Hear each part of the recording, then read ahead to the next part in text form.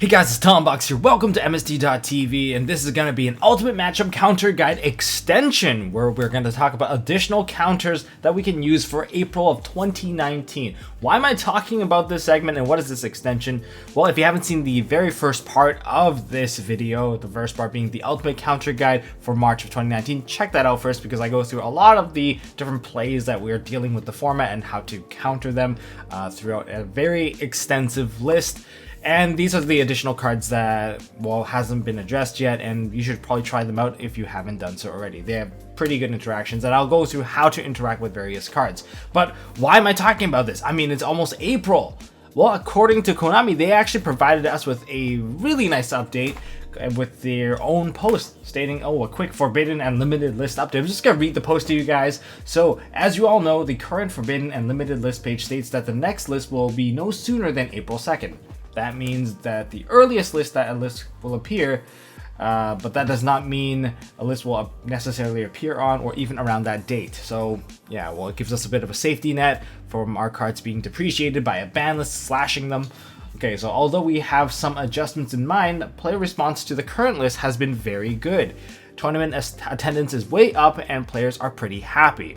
I think they got the message. Yeah, people are pretty happy with this list since there's so much variety thanks to dangers, apparently. The most broken thing apparently is also one of the things keeping the list alive. So expect small adjustments to the next list later in April rather than in early April. Wow, that sentence gives us so much information here. So small adjustments to the list later in April. So small adjustments. We can't expect a huge ban list. So any ban list prediction with a huge overhaul, I don't think dangers are going to get hurt very much.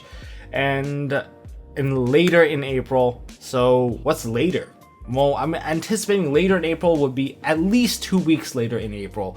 So that's just my guess. That's just my take on it. It would make no sense to say, oh, it's going to happen later in April, but then it happens like right after the first week. Then, wow, then they would actually just make no sense at that point. But anyways, I'm assuming maybe past the third week, maybe by the fourth week, we will get our ban list, or at least some sort of reveal to the ban list by that point. And PS, for those of you wondering why Necron's cycle is not in dual power, it didn't make it for technical reasons, but a full version will be included in Battle of Legends 3 Heroes Revenge coming out in July. So there's a bit of a product update on top of that. Anyways, this segment here is about the counter. So I guess we'll jump into the counter guide now. But yeah, it's been really nice to see Konami give us an update, and that kind of explains why I'm making this video now. Alright, you guys don't have to look at my ugly mug right now, so let's take a look at this. So this will be considered as the extra side portion. There's only this one page here. Now across the top, we have our matchups. We have the Summon Sork Saryuja. I merged the two together before I kind of separated them, but they're kind of the same deal. Whatever that you can deal with Summon Sork, you can use it to deal with Saryuja. So I think it's fair game to put them together. And I replaced the Saryuja column with the Subterra Guru Control because I didn't have that before. So if you guys want to hit them with just like hard sides from the previous list, I would just say throw Kaijus on them. That usually works the magic automatically. Anyway, so across the top we have Summon Sork Saryuja, we have Subterra Guru Control, we have PK Time Thief Azathoth combo, we have Salamangreat Control, Thunder Guard Dragon, we have our Sky Striker Control, and we have our Orcus Plays, our Orcus OTKs. It's basically the one card engine that leads to a Boral Sword OTK. Okay, so across the left, or down the left column, we have the sides of options that are additional to the previous list. We have Vanities Fiend in here, or any form like Fossil Dyna, Super Poly, Red Reboot, Phantasme, Shared Ride, and Denko Sekka. I was going to include Silent Graveyard and Abyss Dweller in here, but you guys should know how to use that card, and I really don't need to explain that card. Just shotgun it in any matchup that uses the graveyard. So, looking at Vanities Fiend across the top, let's start with the Summon Sork. Does it work?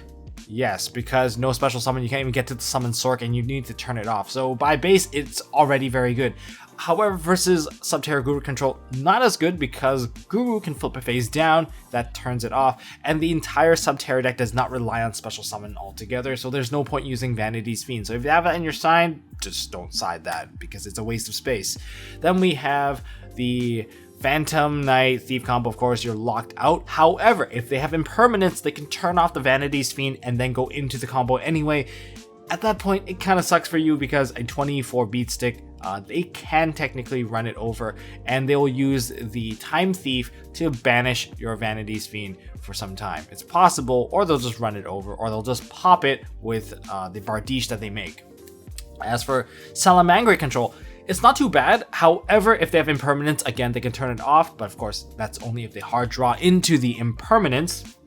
But they also have a natural out of Salamangreat Rage that can take care of this problem. So if they can set a Rage, they can wait a turn, and under Vanities Fiend, you're not OTKing anyone anytime quick, so they actually can buy time and pop your card.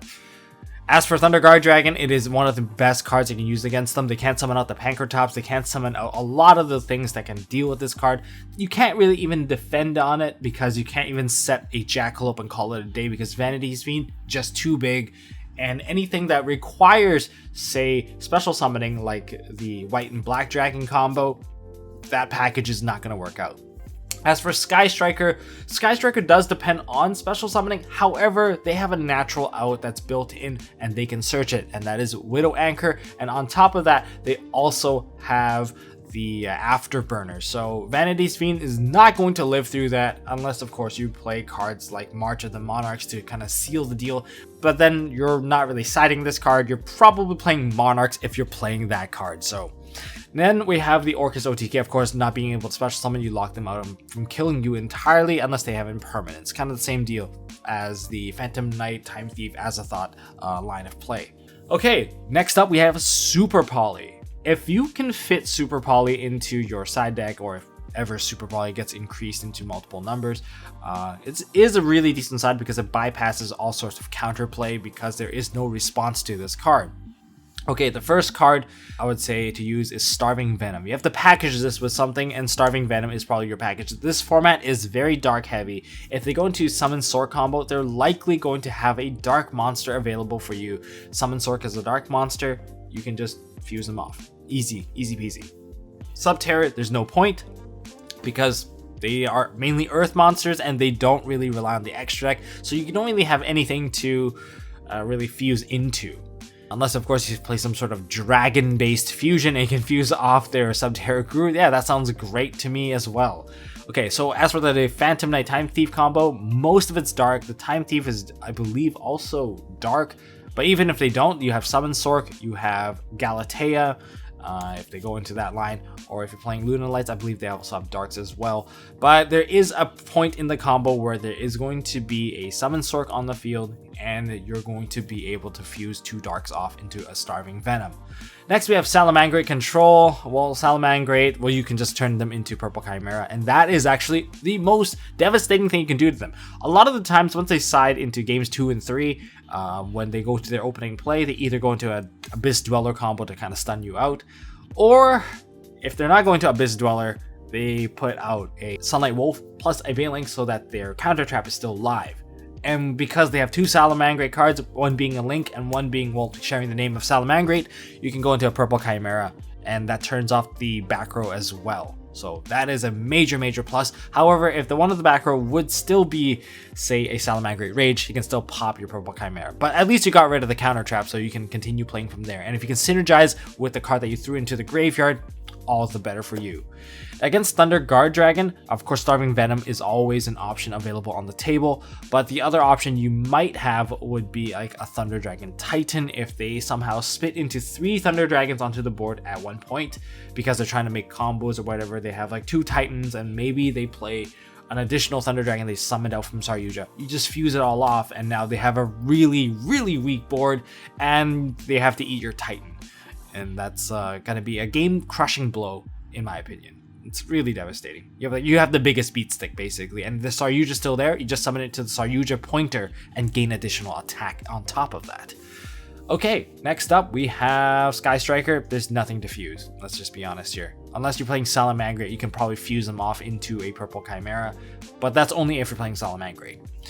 Then we have Orcus. I think during their combo, if they're trying to go into the Boral Sword, there is a slight opportunity where there are 2 darks on the field where you can go into the Starving Venom, and that's about it.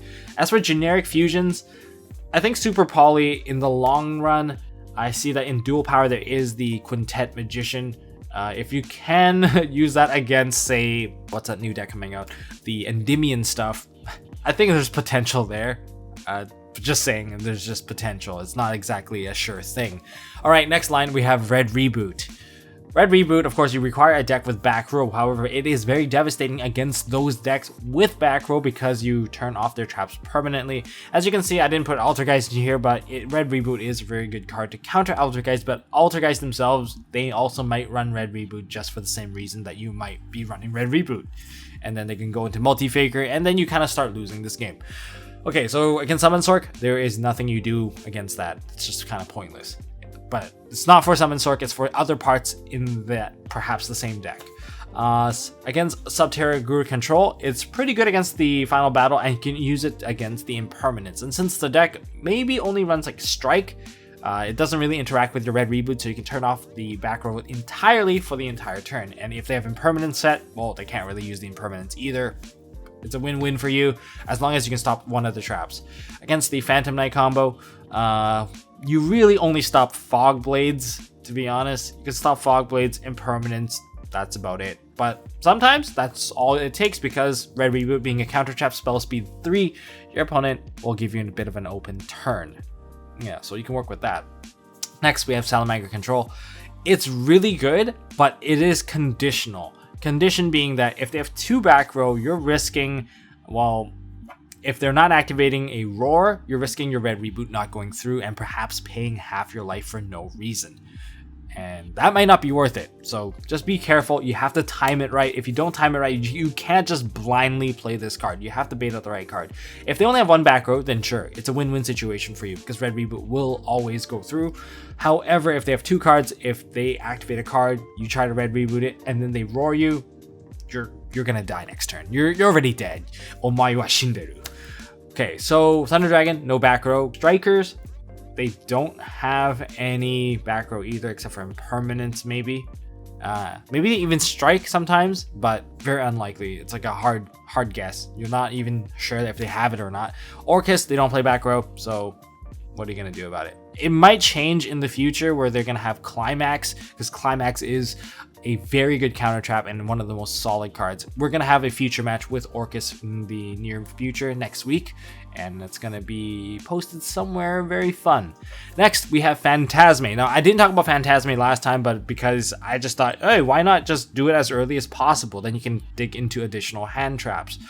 That is true, but there are certain plays where you can actually greed out, and in this list, I will be sharing you the points where you can be greedy. If you have multiple hand traps and you can actually stun your opponent out, and you can be greedy and wait for the last bit of play to happen, then you can use the greedy play. Otherwise, don't bother.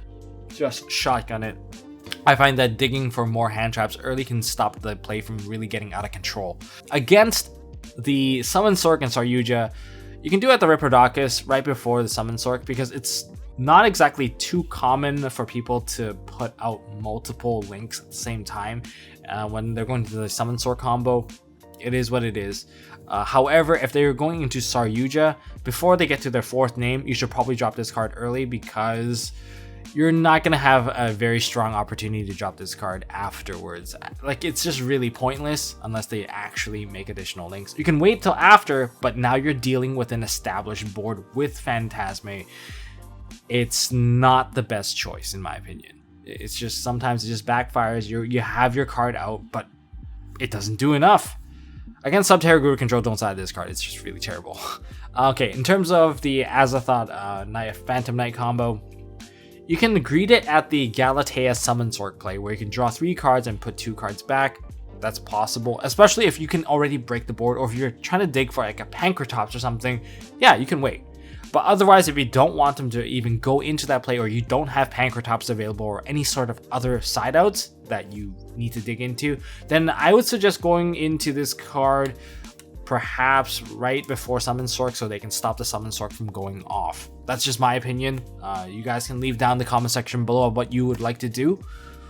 And next, we have the Salamangreat. Salamangreat, this card's just great because it prevents targeting, so in other words, they have to go into reincarnate links, and if you have Kaijus to go on top of this card, the matchup is a lot easier. Well, okay, so in terms of what you can do it at Balinks really early. You can also, if you're really greedy, you would do it at Sunlight Wolf plus Balinks in the game too. if they know that you're going to sign to kaijus or something like that, then you can actually maximize and dig for that kaiju even faster. Or if you want to prevent your opponent from targeting your cards, you would do it at the Heat Leo to prevent an OTK. You would put it out as soon as you can, I would say. Probably before the second Heat Leo comes out that is Reincarnated Link, so that you can't really target your dude to reduce and you can try and pop it, or at least at the very least negate it. As for Thunder Guard Dragon, I wouldn't recommend doing this as soon as possible. You don't want them to set up that board unless you already have a Sphere Mode or you're trying to dig a Sphere Mode. If you're trying to dig a Sphere Mode, go for the Aggro Pain. You get to draw 4 cards. They'll have, say, an LP, yugioh, plus they'll have the Aggro Pain. That would be 3 links. 3 links is going to net you, well, a draw of 4 and return of 3. That really helps out. I mean, that kind of level of digging, you're likely to get into your side deck cards. But that is if you're going into like Sphere Mode kind of counter. And anyways, Sky Striker control, just do it as soon as possible. They're only really going to put out 1 link at most, unless they're going to kill you. Then you would still, I guess you could do that later, because they'll steal your monster, probably go into like a Boral Sword or something like that. They'll have possibly two monsters, or maybe they'll fail to kill you, and then you can maybe drop this in the battle phase. I don't know. Okay, so then we have Orcus OTK. Just do it as soon as possible. Use it as a body. You don't want to die. That's all I can really say about this guy. And put him in defense mode too. He's going to die. At least don't let your opponent use your monster to get the additional attack. Just saying. Next, we have Shared Ride. Shared Ride is a bit of an off tech right now. I would say against like Summon Sork and Saryuja, it's kind of pointless. Maybe there are certain points where they're going to search a lot of cards to draw, but that's like hypothetical, so I can't really give it like a solid check on it, so I wouldn't personally side it in. Against Subterra Guru control, it is a very good card going first and only works early. If you try to do it anytime after, it's not very good, because they're mainly just going to search 1 card at a time later on. But early game, you have the terraforming, you have, if they go terraforming into the field spell Hidden City also fetches them a card, and then the Subterra Guru also will fetch them another card when it's flip face up, so you can net a pretty nice chunk of cards, but again, only works early. As for the Phantom Knight combo, most PK decks, like, they don't really search all that much. I guess you can get like an additional card or 2, but if they're playing mainly with a grave, you're only going to get like a 1-for-1 at best. And that's just my opinion. Well, you kind of change your line of play so that they can't really just use the Ancient Cloak to go into the additional monster. I would say that's about it. So it's not, they can always play around it once they see it happening.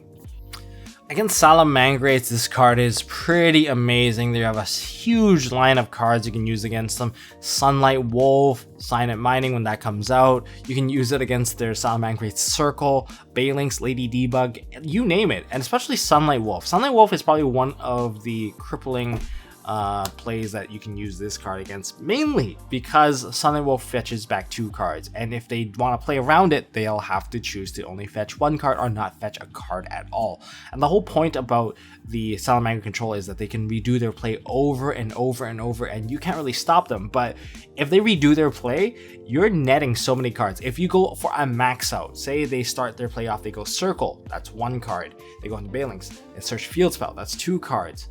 Gazelle throws the cards into the graveyard, that doesn't really matter. Going all the way to Sunlight Wolf, something gets summoned onto the arrow, you fetch another card, that's 3 cards, and then if you fetch the trap or spell that you threw into the graveyard, that's 4 cards. You can fetch 4 cards just by activating an early Share Ride.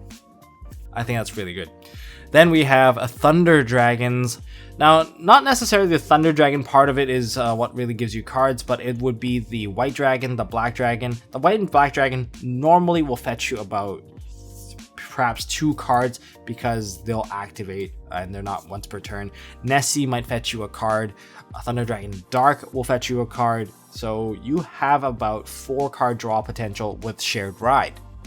Sky Striker, this has been like a solid side against Sky Striker since the beginning. Kagari, Engage, Shizuku, name all the works right there. As for Orcus, not very good. Everything kind of works in the graveyard. You just mill stuff into the graveyard, and therefore you're not going to be able to fetch any cards. And finally, we have our last card here to talk about. We have Denko Sekka, which is Mabe. And if you guys watched the last video of Storytime Bad Misplays, you'll know why she's my bae. I explained like one of the historical reasons why she was the best. Anyways, in my opinion, I would always side her if I had extra space. But starting with the Summon Sork, yeah, not very good. Wouldn't side her. Oh, so that's kind of ironic. I just said I would side her. But anyways, yeah, we wouldn't do it against the Summon Sork or Saryuja play because, well, it doesn't do anything. That whole play doesn't require it. Sub-Terra Guru Control. It's only good when there isn't two face-up Sub-Terror cards. If Guru is face-up with another card, Guru's effect is technically a quick effect and can book your Denko Sekka face down. So yeah, that's pretty brutal. I had to learn that the hard way, but it is what it is. It sounds good on paper, but if you can get this early on, yeah, it's pretty solid. If you're playing Thunder Dragons, you want to get out Denko Sekka plus a Colossus and start ramming into their monsters as soon as possible. Okay, as for the Phantom Knight, I think it's pretty good because you don't let them flip up their rank up magic, so that's pretty good. And you also don't let them flip up the Fog Blade either, so that's also really good. Win-win. And then there is Salamangreat Control. It's only good if they don't have Veiler. If they have Veiler, they have Veiler. What do you want me to say? As for Thunder Guard Dragon, there's no back row. Don't bother. Sky Striker Control, again, no Veiler. Everything else is fine. They might have Solemn Warning. If they have that, that's like their one lucky out. Then, yeah, I'm sorry, Denko. You couldn't do it. You tried, you failed. They had warning. They gave us warning. Anyways, and Orcus doesn't really matter. They just OTK you anyway. They don't really set any cards. And another note about the Phantom Knight play, if you open with a Denko and you just put the Denko out there, they actually have to kill the Denko because they can't set back row with the Bardiche.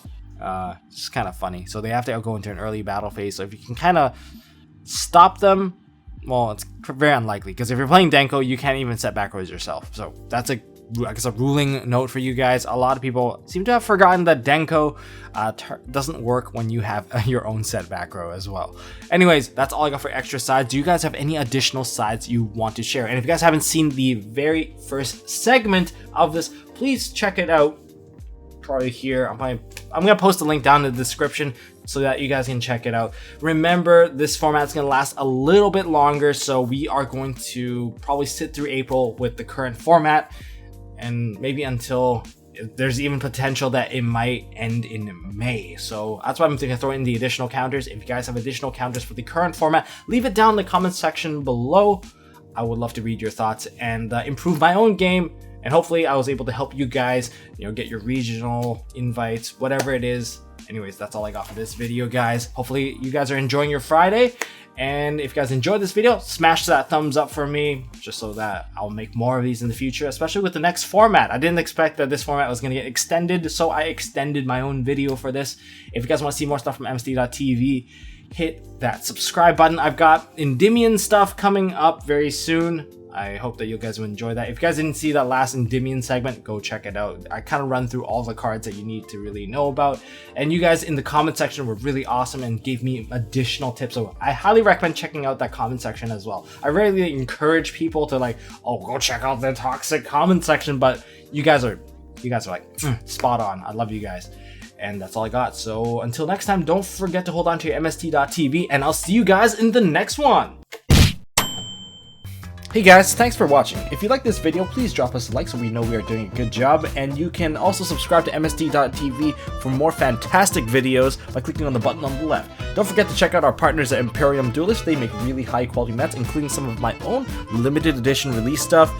And if you want to check out one of our past videos, click here on the right. As always, don't forget to hold on to your MST.TV, and I'll see you next time.